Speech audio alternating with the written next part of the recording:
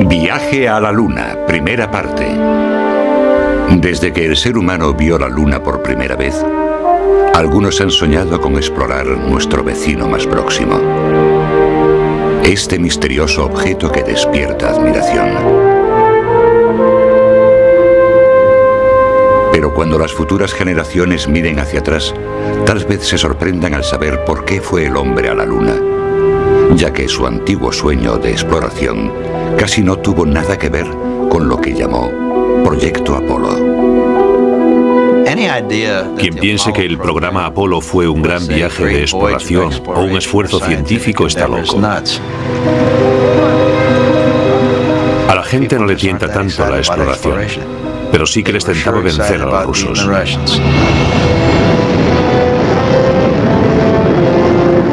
El 4 de octubre de 1957, Rusia pone en órbita el primer satélite hecho por el hombre, el Sputnik.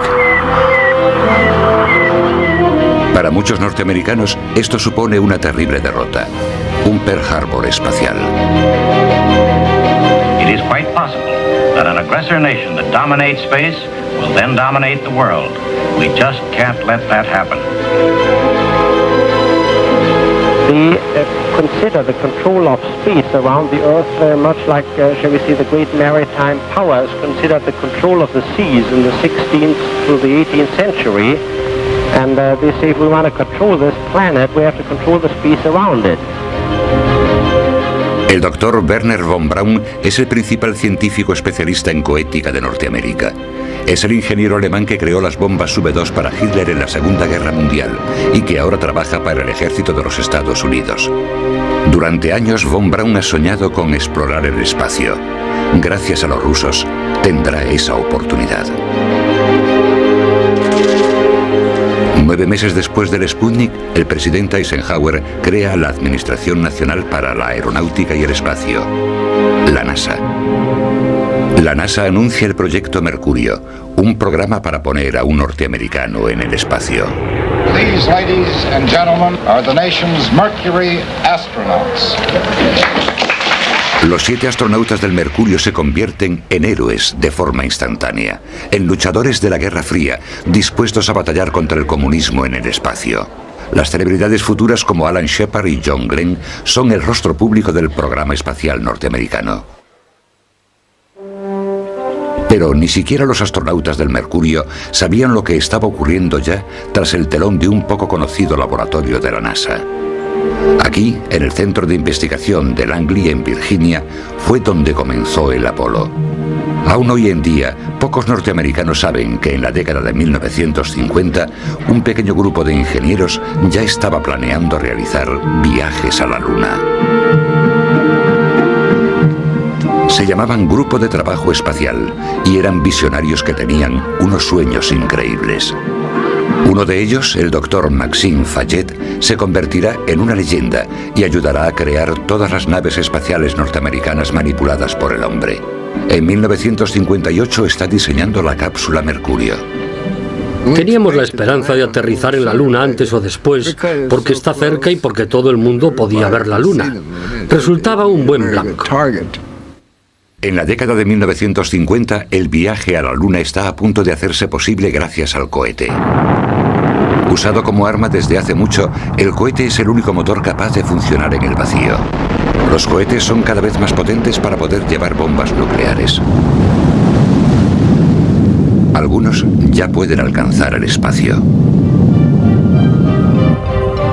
Para que un astronauta sobreviva en él, necesitará la protección de una nave espacial o cápsula. Incluso la cápsula más pequeña precisará de un cohete enorme para ponerla en el espacio. Para superar la gravedad son necesarias cantidades industriales de combustible. Por ello, el cohete se divide en fases. A medida que cada una de ellas consume su combustible, se desconecta del resto para ahorrar peso. Cuando la cápsula alcanza por fin el espacio, el cohete que la ha llevado hasta allí ya no existe. Desde el principio, el peso supone un problema para los ingenieros y afectará a todas y cada una de las decisiones que tomen. La decisión de base es cómo ir a la Luna, lo que los ingenieros llaman el modo. Existen dos posibilidades. La primera, el ascenso directo, que utiliza un único cohete para enviar una nave espacial a la Luna. Es la forma en la que siempre imaginamos que se iría. Pero para enviar la nave tan lejos, haría falta un cohete enorme, más grande que la Estatua de la Libertad, un monstruo denominado Nova. Ya existían diseños del cohete Nova, pero ¿podían construirse? El tema más importante relacionado con el cohete Nova era si se podía construir y que, en caso de tener algún problema con él, podía destruir una buena parte de Cabo Kennedy, debido a la enorme cantidad de propulsor que necesitaba. Wernher von Braun prefiere un modo diferente. Cita en órbita terrestre, o EOR. La EOR utiliza dos cohetes pequeños. Uno envía la nave hacia arriba, el otro envía el combustible. Los astronautas se acercan al depósito de combustible, llenan su nave y se dirigen hacia la Luna. El ascenso directo es sencillo, pero precisa de un cohete enorme. La cita en órbita terrestre utiliza cohetes más pequeños, pero resulta más complicada. La elección del modo resultará ser la decisión más importante del programa Apolo, porque lo determina todo. El tipo de nave, el cohete, la preparación, el presupuesto y el calendario. Si se elige mal, se pierde ante los rusos, y es posible que nunca se llegue a la Luna.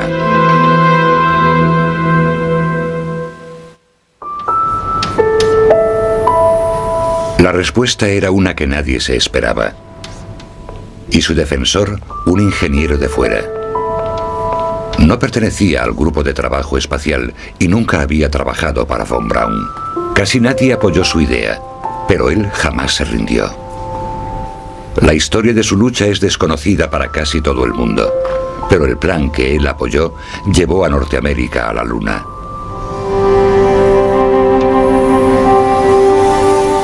Se trata del doctor John Hubble. En 1959 está convencido de que ambos modos, tanto el directo como la cita en órbita terrestre, fracasarán, porque la nave necesaria para alunizar es demasiado grande. Era un vehículo de tamaño similar al del Atlas. En el cabo son necesarios 3.000 hombres, una plataforma de lanzamiento, un recinto de lanzamiento completo para hacer que un Atlas despegue de la Tierra. Pretendían aterrizar con algo del tamaño de un Atlas sobre la Luna, marcha atrás y sin ayuda alguna. Me pareció absurdo. Hubble sugiere que no es necesario llevar la nave espacial principal hasta la superficie de la Luna. En vez de ello, los astronautas usarán un módulo de aterrizaje especial, un pequeño taxi, un bicho. En alguna ocasión lo llamábamos el vehículo de excursión lunar, a veces lo llamábamos el bicho, otras la goleta lunar, pero la idea consistía en llegar allí y orbitar la Luna, decidir dónde aterrizar y hacerlo con la pequeña nave manteniendo el módulo de mando en órbita, que sería como un vigía solitario observándolo todo. Después de llevar a cabo la exploración, despegaríamos de nuevo. Ascenderíamos, nos reuniríamos con el módulo de mando, nos desharíamos de la cápsula porque ya habría cumplido su misión y regresaríamos a la Tierra con total normalidad. Se trata de la cita en órbita lunar, la LOR. Al usar una cápsula independiente y no llevar la nave principal hasta la Luna, la LOR ahorra combustible y peso. Hubble promete que la LOR podrá llevar a Norteamérica a la Luna con un solo cohete que no tendrá por qué ser el enorme Nova. Pero el regreso seguro de los astronautas depende de esa cita, que es algo que nunca se ha hecho, ni siquiera orbitando la Tierra. El plan de Hubble requiere que la cita funcione perfectamente en la Luna. Para casi todo el mundo, se trata de una locura. Cuando oí hablar por primera vez de la cita en órbita lunar, me dije: Dios mío, ni siquiera sabemos cómo realizar esa reunión orbitando la Tierra. ¿Cómo vamos a estar seguros de poder reunir ambos vehículos en órbita y acoplarlos en la Luna? Me parecía algo muy arriesgado. Recuerdo haber oído, es lo más ridículo que hemos oído jamás. ¿Cómo podría alguien subir hasta allí y aterrizar a 400.000 kilómetros de distancia? John Hubble se lanza a defender la LOR, organizando una presentación tras otra. Aunque la idea no la inventó él solo, Hubble se ha convertido en su principal defensor y está empezando a molestar a algunos poderosos críticos como Max Fayette. Hubble era un tipo muy pesado, de eso no hay duda. Pero había mucha gente que había decidido que ya sabíamos cómo íbamos a hacerlo. Y él mantuvo muchas discusiones, algunas de ellas muy acaloradas. En una reunión aquí en la central, Max Fayette se puso de pie y golpeó la mesa mientras decía: no le hagan caso, no le escuchen, sus cifras mienten, sus cifras mienten. Mantuvimos una discusión delante de varias personalidades. Hasta cierto punto aquel día lo crucificaron, lo castigaron. El sistema se consideró arriesgado, poco seguro. En abril de 1961, John Hubble había empleado ya 2 años en apoyar la LOR y no había conseguido nada, pero está a punto de recibir la ayuda de una fuente inesperada.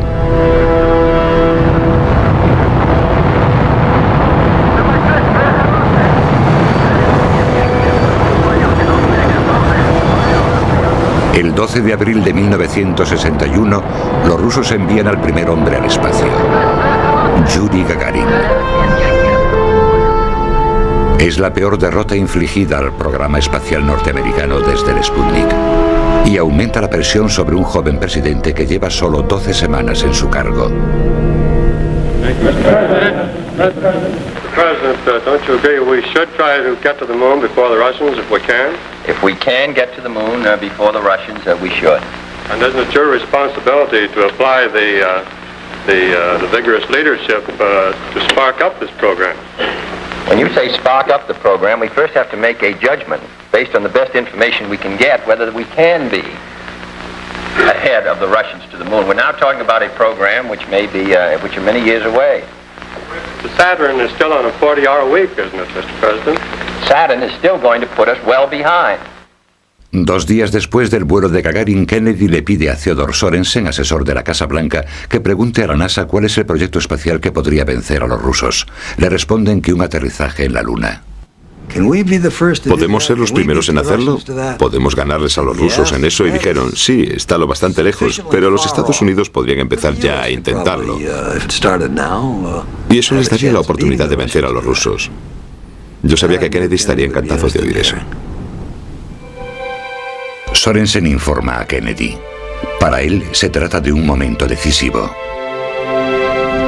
Y me dijo, creo que deberíamos intentar llegar a la Luna. Antes hay un montón de cosas complicadas que debemos solucionar, pero creo que esa sería la mejor solución, si es que somos capaces. Pero no todo el mundo está de acuerdo. Los miembros de un comité encabezado por Jerome Wisner del MIT se oponen a ir a la Luna e incluso a enviar un hombre al espacio. Su informe secreto advierte de que la muerte de un astronauta podría dejar quedar a Kennedy en muy mal lugar.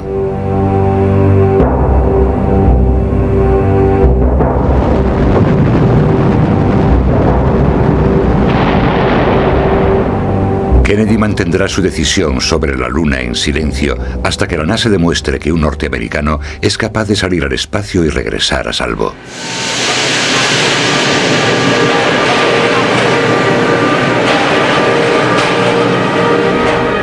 Ese hombre será Alan Shepard. A diferencia de Gagarin, el vuelo de Shepard se emitirá en directo por la televisión. Si muere, todo el mundo será testigo de ello. Un accidente en el primer vuelo dejaría en muy mala situación el programa espacial de los Estados Unidos. Once again, hearts are beating faster and people are tensing. The signs of the final minutes of countdown. 10, 9, 8, 7, 6, 5, 4, 3, 2, 1. Ignition. Lift off. Lift off. Fire underneath the bird and she's lifting clean. Ice coming off that redstone. You can hear the roar now. She's going up. Bright flame underneath the rocket. And the rocket is going up straight. She's climbing straight. He's pulling teeth now. El lanzamiento sale a la perfección. Durante los próximos 15 minutos, el mundo contendrá el aliento. We appear to be losing voice communication now. Durante la reentrada, la radio enmudece como se esperaba. Para millones de espectadores, Shepard ha desaparecido en medio de lo desconocido.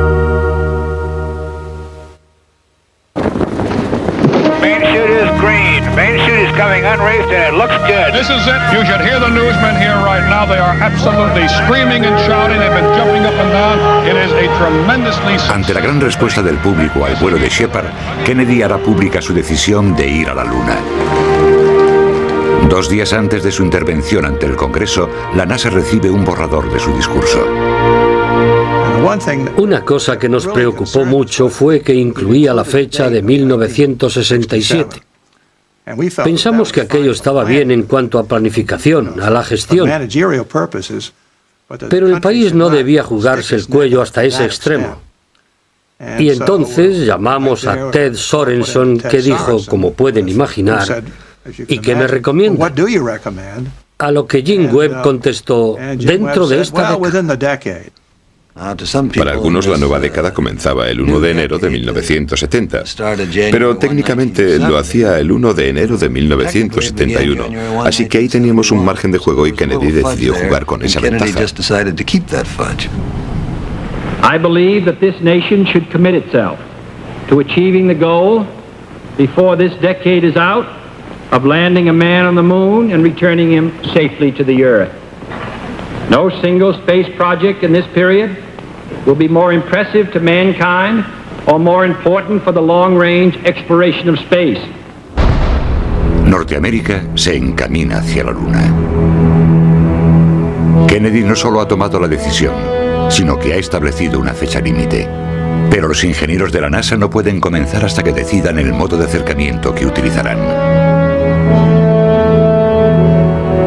Después de 2 años de frustración, John Hubble arriesga su carrera, puentea a quien haga falta y escribe directamente a Robert Simmons. 15 de noviembre de 1961. Estimado Dr. Simmons, la cuestión importante en este tema es, ¿queremos llegar a la Luna o no? Simplemente deseo aclarar que nuestro sistema LOR merece ocupar el primer puesto entre las opciones. Con todo respeto, John C. Hubble.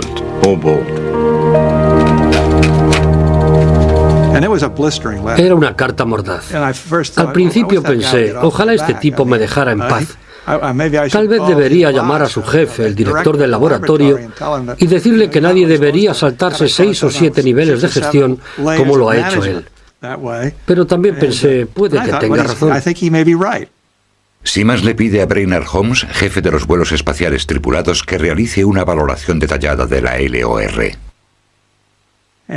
Tan solo 1 o 2 semanas después, mientras hablaba con Brainerd, este me dijo, la estamos considerando muy en serio. Cada vez nos parece mejor. En cuestión de mes y medio estaban vendiendo las ventajas de la cita lunar en noviembre de 1961. Pero creo que aunque aceptaron la cita lunar, nunca aceptaron a Hubble. Y creo que John nunca recibió, jamás se le reconoció el mérito que merecía.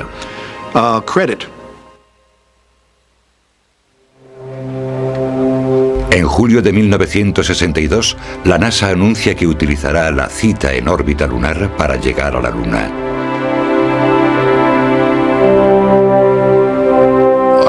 Me crié en una granja, trabajando 16 horas al día, ordeñando vacas de madrugada a temperaturas bajo cero y todo eso.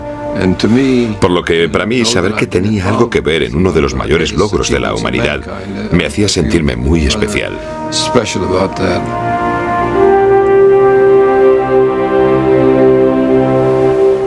La NASA ha tomado una decisión, pero la cita en órbita lunar sigue siendo una simple teoría. Si fracasa, los astronautas se quedarán perdidos en la Luna para siempre. John Hubble está convencido de que el sistema funcionará. Y ahora está en manos de los astronautas demostrar que tiene razón. Será necesario un vuelo de precisión a unas velocidades elevadísimas, con muy poco margen de error. Por eso, en primer lugar, se seleccionaron pilotos de prueba militares. Para realizar la cita necesitarán una nave espacial que puedan maniobrar, una máquina voladora controlada por el piloto. Pero la primitiva cápsula Mercurio no lo es. Con la Mercurio solo podíamos elevarla, encender los retrocohetes y hacerla descender. No podíamos maniobrar con el vehículo, no podíamos cambiar su inclinación ni cambiar su altitud. No podíamos realizar ningún tipo de operación en el espacio.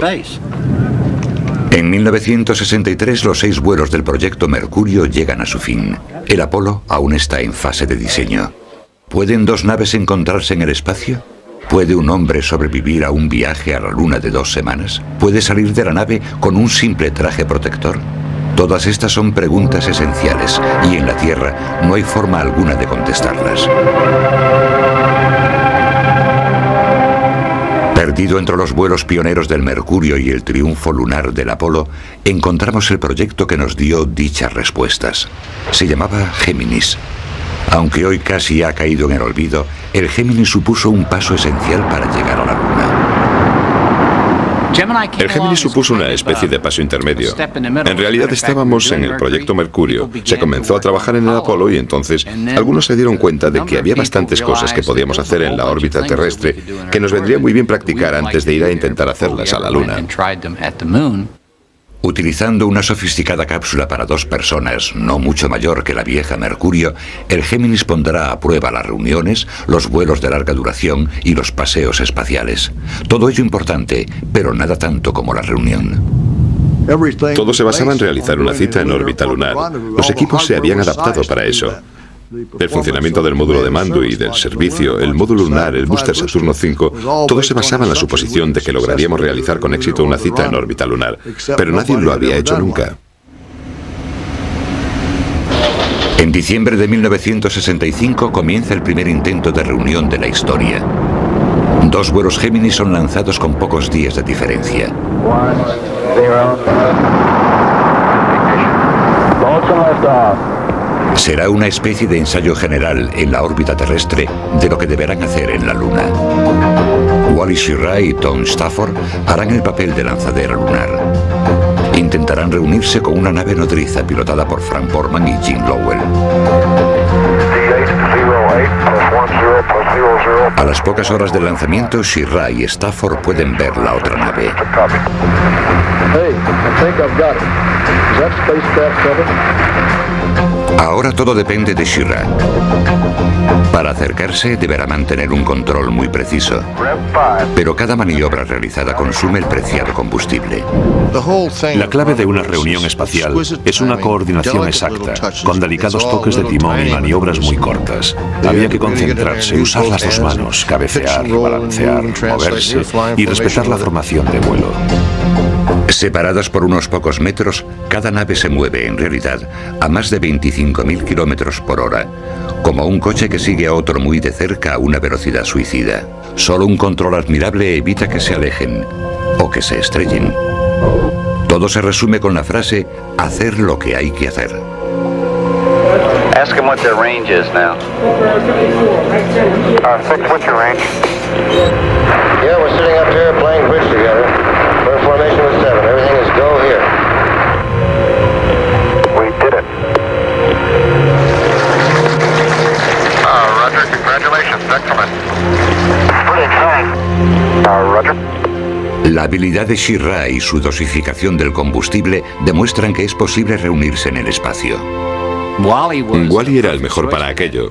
Consiguió hacerlo paso a paso, como era debido, y mejoró todos los cálculos de consumo de combustible que se habían realizado. Tras su éxito con la maniobra de encuentro, Schirra y Stafford regresan a la Tierra. Frank Borman y Jim Lowell permanecen en el espacio para realizar un vuelo de 14 días de duración. Es una prueba para ver cómo va a reaccionar el cuerpo humano durante el verdadero viaje. En la época del Géminis ya sabían que los globos oculares no acusaban el cambio. Sabían que se podía beber, que se podía dormir. Las dudas eran, ¿se podía funcionar después de una semana en el espacio al mismo nivel del principio? No sabíamos cómo soportaría el cuerpo un periodo tan largo. Y para poder ir a la Luna teníamos que saberlo. Para Para disgusto de Frank Borman, su vuelo es sobre todo un experimento médico dirigido por médicos. Una de las cosas que aprendí en el programa de la NASA es que si les das una mano a los médicos te cogen el brazo y todo lo demás. Por eso despegué con una aguja EEG clavada en la cabeza y todo lo demás que se les pueda ocurrir. El hecho de estar allí confinados como sardinas en lata ya era toda una prueba. Y claro, estás sentado al lado de tu compañero. Y 2 semanas enteras con Frank Borman. 2 semanas con Frank Borman en cualquier sitio son un verdadero reto. El caso es que Frank tenía un libro titulado Pasando las canutas que intentábamos leer. También nos cantábamos el uno al otro. Recuerdo que en aquella época Nat King Cole tenía una canción muy popular.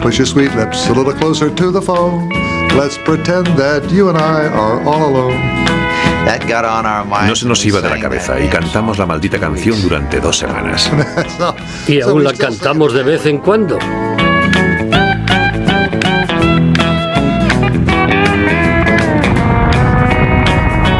Ahora bromean, pero en 1965 Borman y Lovell son los conejillos de indias de los médicos. Habían aguantado 14 días ingrávidos, pero ni siquiera los médicos sabían qué podía pasarles cuando volvieran a la gravedad. Sí, les preocupaba que en el momento del aterrizaje, cuando de repente nuestros corazones volvieran a bombear sangre en un medio con gravedad, pudiésemos tener problemas o desmayarnos. Algunos creyeron que podríamos morirnos, pero ni siquiera nos mareamos. Durante las 2 primeras horas casi tenía que concentrarme en enviar órdenes a mis piernas. Derecha, izquierda, derecha, izquierda. Mi madre lo vio por televisión y yo luego vi la grabación y parece que tenía los pantalones tiesos porque caminaba esforzándome mucho. Cuando salieron de allí, lo que notaron fue que el resto de la gente olía raro. Era como si hubiesen estado atrapados en el asiento delantero de un coche pequeño durante 2 semanas. Cuando salieron de allí, creo que estaban encantados, pero seguramente no se dieron cuenta de lo mal que lo habían pasado.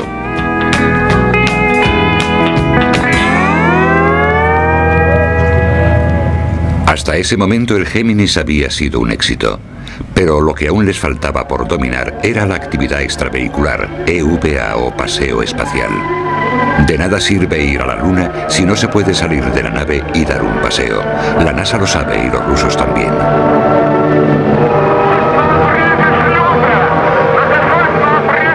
Cuando el cosmonauta Alexei Leonov se convirtió en el primer hombre que flotó en el espacio, los Estados Unidos volvieron a sentirse derrotados.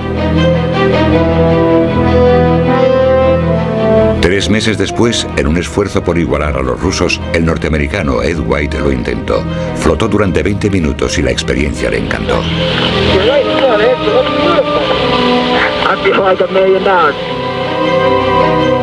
Hasta ahora parece sencillo, pero no es más que un peligroso engaño. Antes de que el proyecto Géminis llegue a su fin, la EVA pondrá en peligro la vida de 3 astronautas.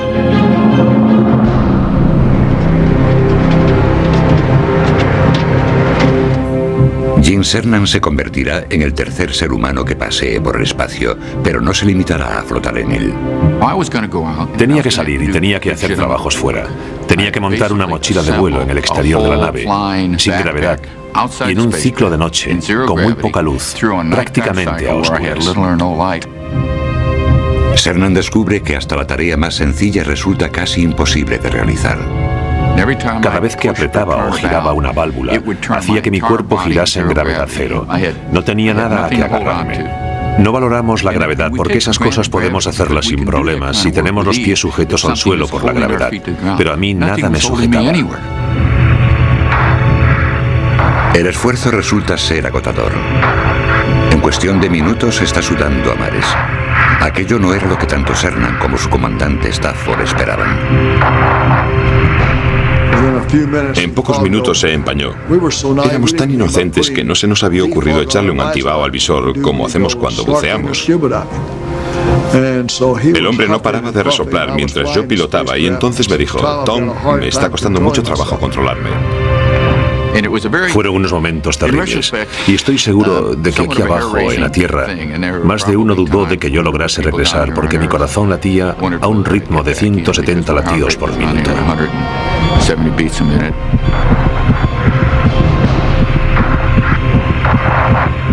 La situación no me gustaba en absoluto. La NASA no quiso mostrar su preocupación, pero perder un astronauta durante una EVA era un miedo muy real. Horas antes del comienzo del vuelo, Dick Slayton, jefe de la oficina del astronauta, había hablado con Tom Stafford en privado sobre lo impensable. Me dijo: Tom, los jefes de la NASA quieren que te diga que si le ocurre algo ahí fuera y se muere, tienes que traerlo de vuelta, porque no podemos permitirnos tener un astronauta muerto flotando en el espacio. Yo lo miré y le dije: nunca habíamos hablado de esto.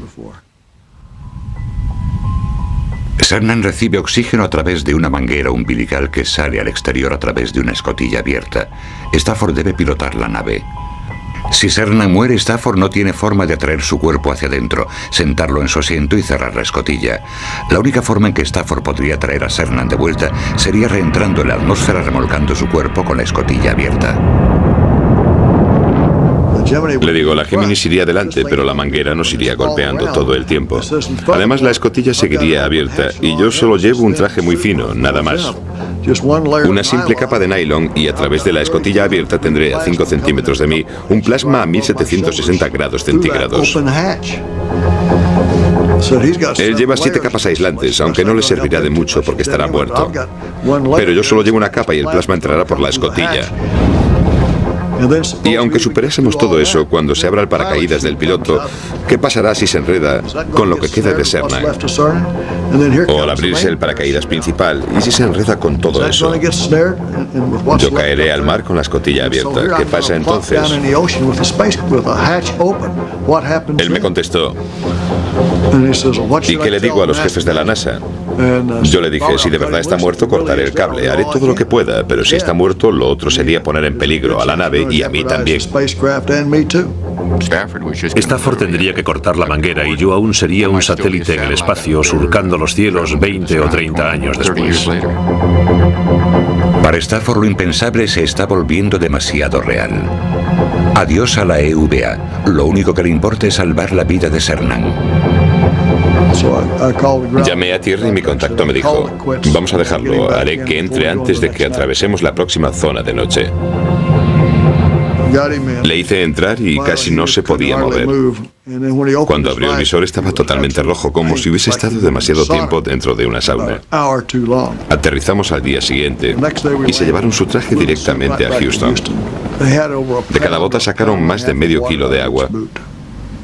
Creo que en total perdió 5 kilos en las 2 horas y 5 minutos que pasó en el exterior. Los 2 siguientes intentos de actividad extravehicular obtuvieron resultados similares. Todos olvidamos la tercera regla de Newton. Por cada acción hay una reacción opuesta e igual. Al tocar la nave lo repelía. En calidad de ingenieros comenzamos a decir: hemos realizado 3 misiones en las que las EVA no han salido bien. ¿Qué pasa? Entonces solicitamos la opinión de un equipo asesor de científicos que dijo: los principios sobre los que se basa la EVA están equivocados. Su forma de entrenar, de preparar a la tripulación, la clase de herramientas e instrumentos que utilizan.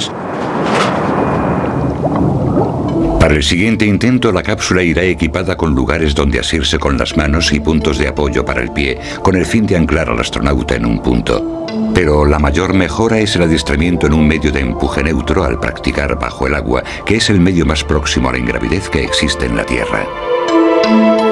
En el último vuelo del Géminis, el nuevo adiestramiento y las nuevas herramientas hacen que las cosas cambien. Lo que hasta ahora ha sido casi imposible, al astronauta Aldrin le resulta fácil. Me pareció pan comido. Solo había que moverse muy despacio. No había problema. Hay cosas que salen solas. Decides que te moverás de determinada forma y necesitas ventaja.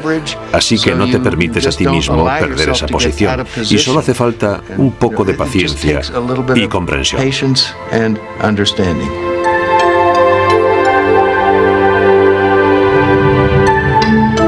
En noviembre de 1966, el proyecto Géminis llega a un triunfante final. A pesar de haber sido un añadido tardío, ha puesto a prueba todas las técnicas que necesitará el Apolo para llegar a la Luna. Teníamos que aprender a hacer todas las cosas para demostrar que se podían hacer antes de pensar incluso en ir a la Luna en el Apolo. Y el Géminis en su contexto histórico fue quizás tan importante como el Apolo, porque sin el Géminis no habría habido Apolo. Por fin habíamos encontrado la forma de hacer EVA sin empañar el visor. Encontramos la forma de hacer reuniones en órbita. Encontramos la forma de hacer vuelos de larga duración.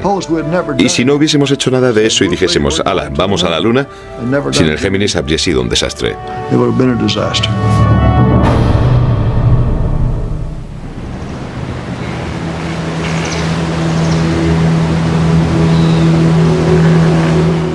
Pero el éxito casi increíble del Géminis no es precursor de lo que vendrá.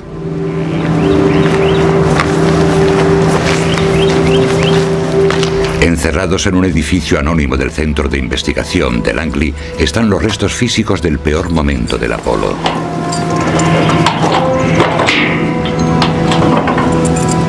Los artefactos almacenados en este edificio no han sido mostrados en público desde hace una década.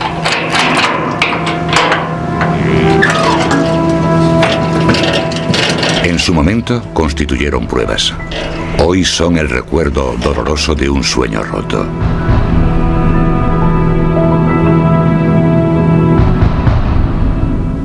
En 1967, las altas esperanzas del programa a la Luna norteamericano dependían todas de esta nave. Su viaje de iniciación, el primero del Apolo, tendría que haber puesto la Luna a nuestro alcance.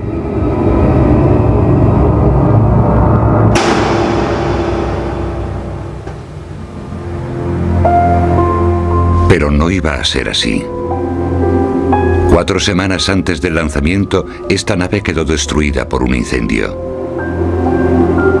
La tragedia no solo acabó con las vidas de 3 astronautas, también se llevó para siempre la inocencia de todos aquellos que trabajaban en el Apolo.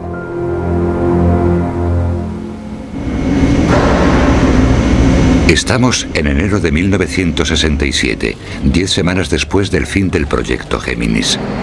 La nueva nave Apolo está casi lista para su vuelo de prueba. La tripulación está formada por Gus Grissom, Ed White y Roger Chaffee. Chaffee es un novato. Este será su primer vuelo. Ed White voló una vez en el Géminis. Fue el primer norteamericano que paseó por el espacio. Gus Grissom, uno de los 7 del Mercurio, es el más experimentado. Este será su tercer vuelo y piensa hacer aún más. Gus, what do you think your chances are for an Apollo flight? I think they're pretty good. I expect to be around for most of the Apollo program. You think you will one day make one of the trips to the moon, then? I'm planning on it. Poco antes del despegue se realizan 2 pruebas muy importantes.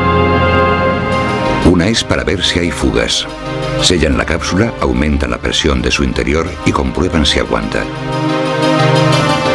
La segunda prueba es una especie de cuenta atrás, un ensayo general de lanzamiento. La tripulación está en la cápsula, la escotilla sellada y la nave se llena de oxígeno puro. Para ahorrar tiempo, la NASA realiza estas 2 pruebas a la vez. Comprueban si hay fugas a alta presión mientras la tripulación está dentro con oxígeno puro. La combinación es letal. Había 1 kilo de oxígeno por centímetro cuadrado en aquella nave y a 15 psi de oxígeno el aluminio se quema. Después de varios años de realizar la misma prueba con cada cápsula Mercurio y Géminis, la NASA no tiene miedo del oxígeno puro a altas presiones. El 27 de enero de 1967, la suerte cambió. Surgen problemas de comunicación y Grissom se siente frustrado.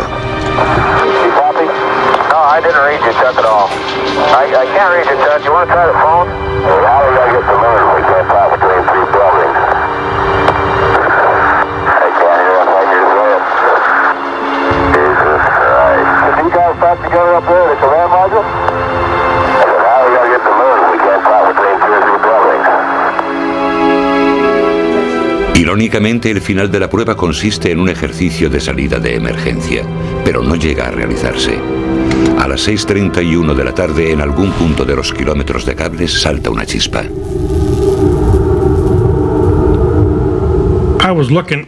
Miraba la pantalla de la consola de mi director de lanzamiento. Vi un destello. Y, de repente, la nave estalló en llamas. Oímos los gritos que salían de la nave y después la calma. Y la gente de la plataforma de lanzamiento gritaba no sé qué de un incendio. En el oxígeno a alta presión, el fuego se convierte en un infierno rápidamente. Sentado en el medio, Ed White intenta desesperadamente abrir la escotilla, pero esta se abre hacia adentro. Al presurizar la nave, era imposible que Ed White pudiera abrir la escotilla hacia adentro. Toneladas de fuerza la mantenían cerrada. Los técnicos de la plataforma de lanzamiento tardan 5 minutos en abrir la escotilla. Y cuando lo hicieron, la tripulación había muerto.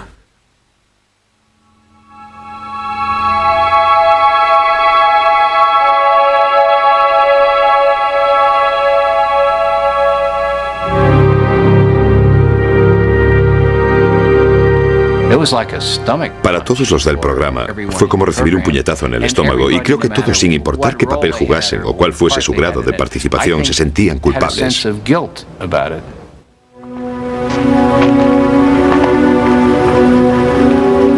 En algún lugar alguien se debió olvidar algo. Uno de nosotros pasó algo por alto y, por lo tanto, dejamos colgada a la tripulación.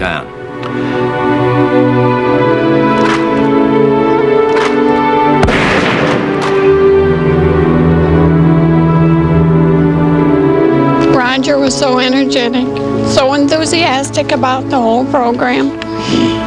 And we're sure that as long as he had to leave this world, he's happy in his spaceship anyway. No anger at what's down at Cape Kennedy? What will continue? What will follow? None whatsoever. The price of progress comes high at times.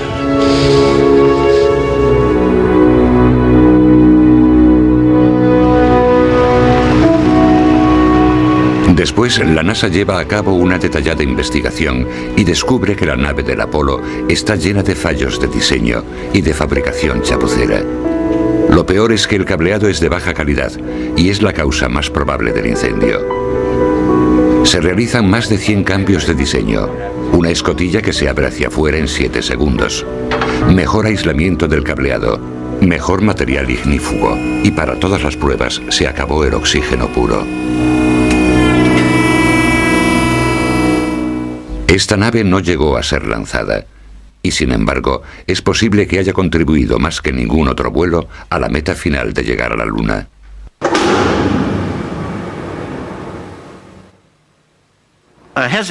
Me cuesta decir esto, pero tengo que decirlo. No creo que hubiésemos llegado a la Luna en los 60 de no haber sufrido aquel incendio.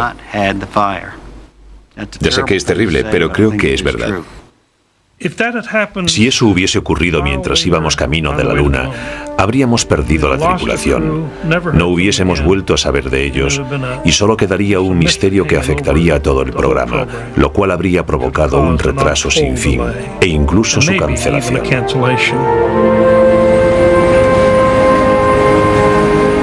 Pero por muy mejorada que esté la nueva nave, sigue sin poder llegar a la Luna sin un cohete enorme y potente. El Saturno V.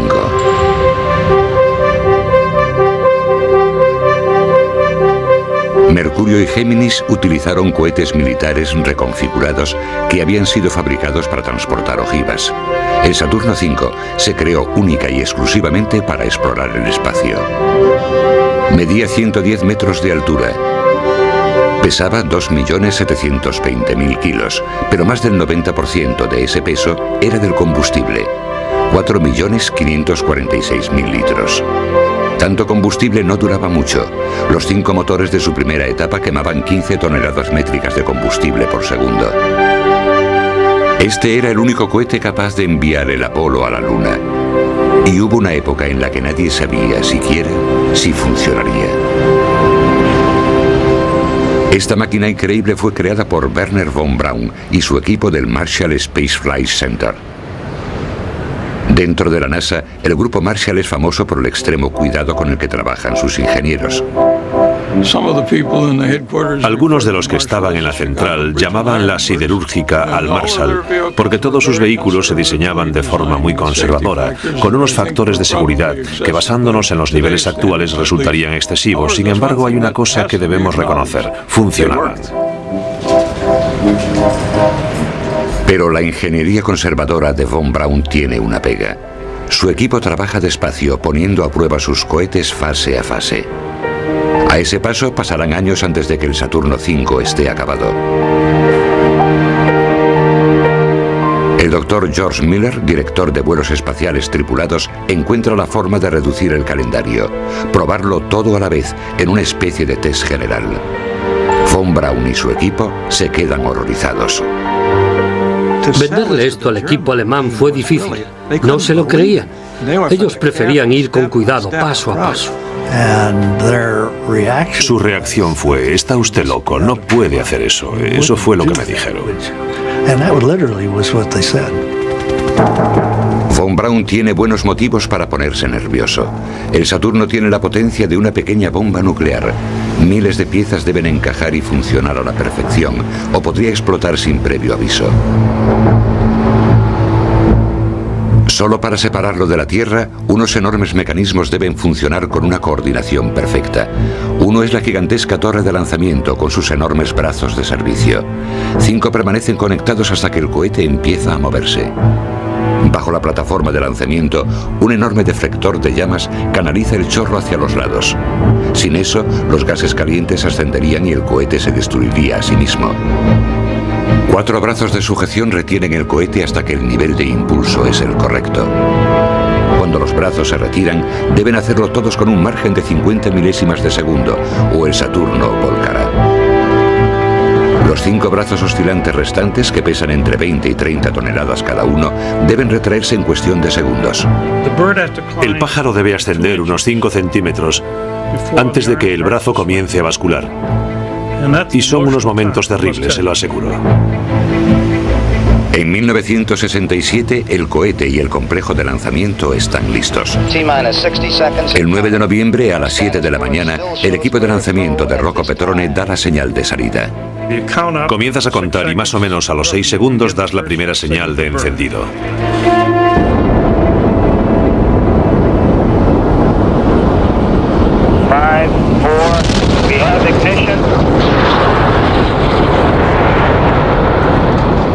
Cuando los motores alcanzan el impulso adecuado, el cohete envía una orden: dejadme ir.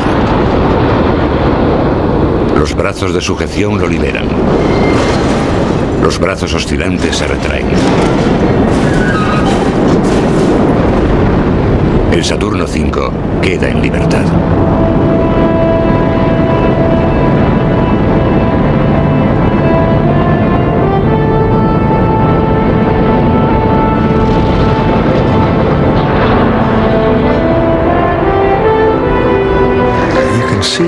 Cuando por fin despegó, en nuestras caras se reflejaba el triunfo. Yo estaba con Werner y con algunos de sus colaboradores. Dijeron: parece increíble, todo ha salido bien.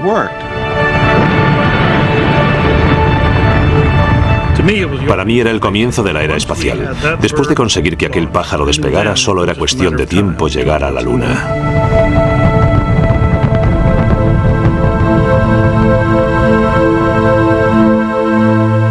El Saturno V ha funcionado a la perfección en su primera prueba no tripulada. En cuestión de poco más de un año, Frank Borman, Gene Lovell y Bill Anders se convertirán en los primeros tripulantes del Saturno V, que los llevará hasta la Luna.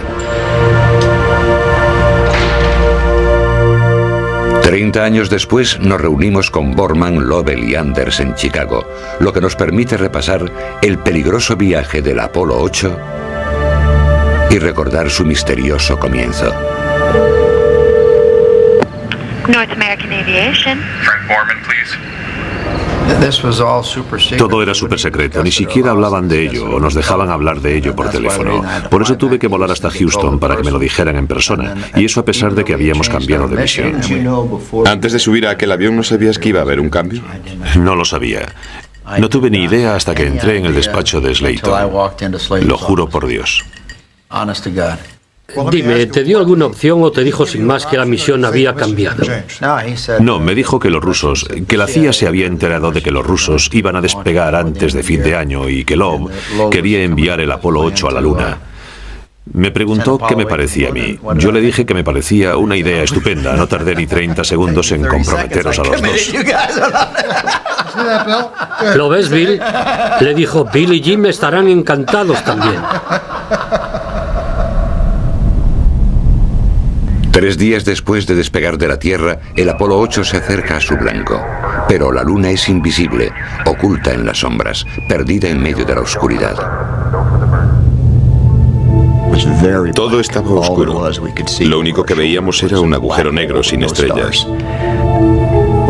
Dimos por hecho que aquello era la Luna. Aquel fue el único momento del vuelo en que se me erizaron los pelos de la nuca cuando nos dirigíamos hacia aquel enorme agujero negro. Los que planificaron la misión habían calculado el instante concreto en el que la tripulación debería ser capaz de ver salir la Luna a la luz del Sol si todo funcionaba a la perfección. Una de las cosas que nos indicarían si íbamos por buen camino o no era un punto concreto del plan de vuelo cuando al mirar hacia abajo veríamos al sol naciente impactar en la superficie lunar.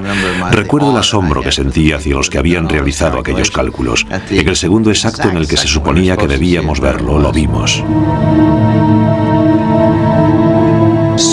Algo me llamó la atención por mi ventanilla. Eran las montañas de la Luna, allí estaban. Es la primera vez que la humanidad podía ver la cara oculta de la Luna. Era mucho más escarpada que la otra cara, la que siempre vemos desde la Tierra. Parecíamos 3 críos pegados al escaparate de una pastelería con la nariz pegada al cristal. Nos olvidamos del plan de vuelo. Entonces, ocurre algo que nadie había previsto y que resulta ser una imagen aún más asombrosa. Cuando levanté la vista y vi la Tierra en medio de la nada, por encima del horizonte de la Luna, una Tierra que aportaba la única nota de color, una Tierra que parecía muy frágil, muy delicada, de inmediato se apoderó de mí una idea. Hemos venido hasta la Luna y sin embargo lo más importante que estamos viendo es nuestro propio planeta, la Tierra. Aunque su misión consiste en fotografiar la Luna, los 3 se centran en la Tierra. Bill Anders toma una foto que proporciona a la humanidad la primera imagen de nuestro hogar tal y como es. Saliendo de la nada.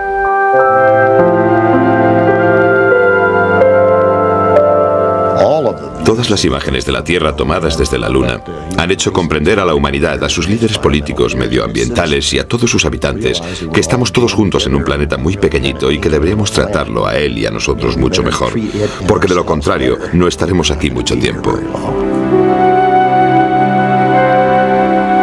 Y por caprichos del destino, es Nochebuena. La NASA ha preparado una retransmisión televisiva en directo desde la Luna. Nos dijeron que al emitir desde la Luna en Nochebuena contaríamos con la audiencia más grande que había escuchado jamás una voz humana.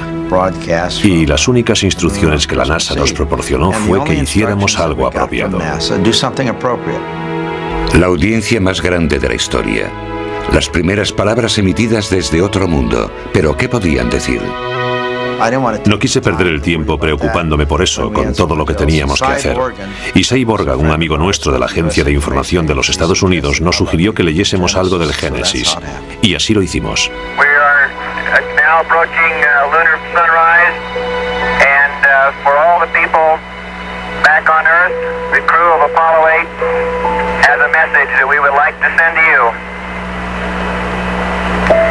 In the beginning, God created the heaven and the earth.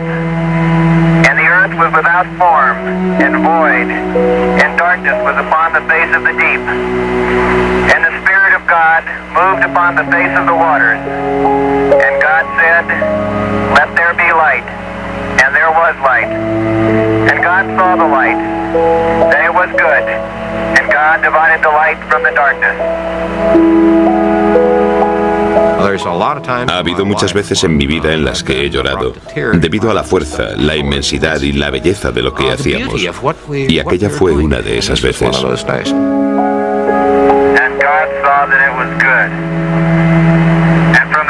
Apollo 8, we close with good night, good luck, a Merry Christmas, and God bless all of you on the good earth.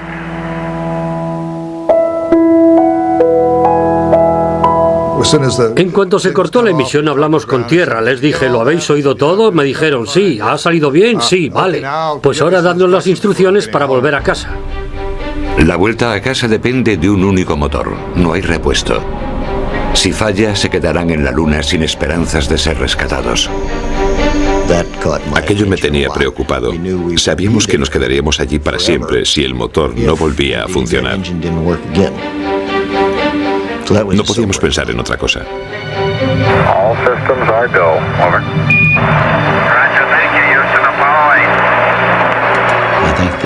Creo que el peor de todos aquellos momentos de tensión fue el encendido que nos sacaría de la órbita lunar. Solo teníamos un motor para conseguirlo, y de haber fallado, aún seguiríamos dando vueltas alrededor de la Luna. Les aseguro que los tres teníamos la vista clavada en aquellos instrumentos. Hablábamos de lo que nosotros llamamos encendido TEI, inyección transtierra. Y claro, habíamos pasado 20 horas dando vueltas alrededor de la Luna y estábamos muy cansados. Y cuando estábamos programando el ordenador para encender el motor y tomar la altitud necesaria al entrar en la cara oculta, porque el encendido se produce en la cara oculta y nadie podía oírnos en ese momento desde la Tierra, en el ordenador aparece una señal que nos dice, ¿está totalmente seguro de que desea realizar esta maniobra? Es su última oportunidad para tomar una decisión. Y yo voy y digo, oye Frank, ¿seguro que queremos? Y Frank me dice, aprieta el botón, aprieta el botón. Nunca lo olvidaré.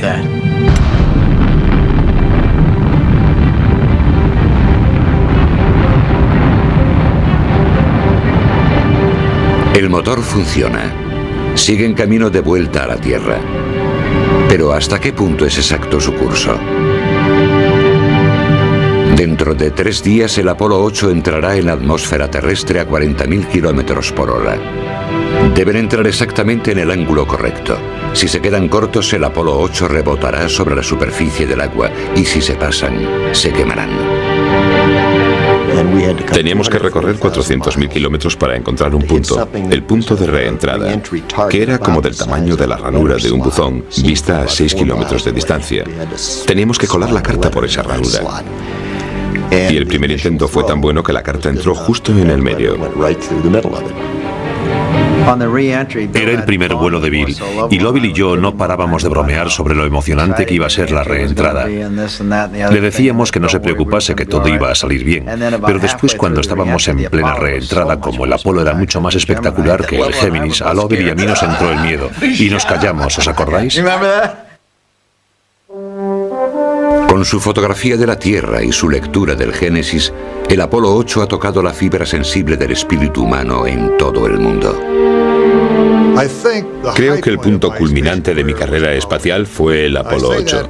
Lo digo porque fuimos las 3 primeras personas que salimos de la Tierra para ir a ver la Luna, su lado oculto, pero además también fuimos los primeros en ver la Tierra tal y como es.